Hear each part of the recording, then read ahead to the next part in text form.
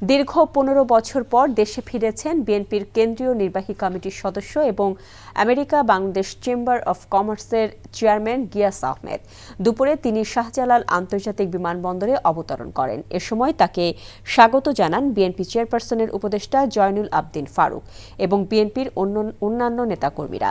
তিনি অভিযোগ করেন, ফ্যাসিস্ট শেখ হাসিনার শাসনামলে মিথ্যা মামলা এবং হয়রানির শিকার হয়েছিল তার পরিবার।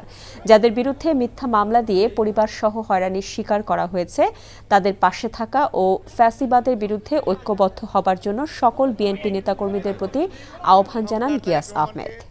মিথ্যা মামলা দিয়ে যেখানেই শেখ হাসিনা সেখানেই বিক্ষোভ।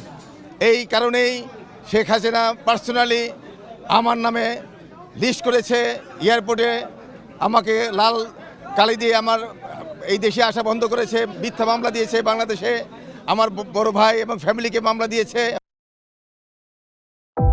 ভালোবাসার প্রথম শর্ত বিশ্বাস, যেটা আমার প্রতি কখনোই তোমার ছিল না। আমি তোমাকে বিয়ে করতে চেয়েছিলাম। চেয়েছিলে আমার ইচ্ছেগুলোকে গলা টিপে হত্যা করার পর। নিলয়ের হঠাৎ এমন চেঞ্জ আমার ভালো লাগছে না। তোমার নিলয়কে নিয়ে টেনশন করতে হবে না। আমি ভুল মানুষকে ভালোবেসেছি। আপনি ডাক্তার? জি। কিসের ডাক্তার আপনি? মেডিসিন, গাইনি, অর্থোপেডিক নাকি সাইকোলজিস্ট?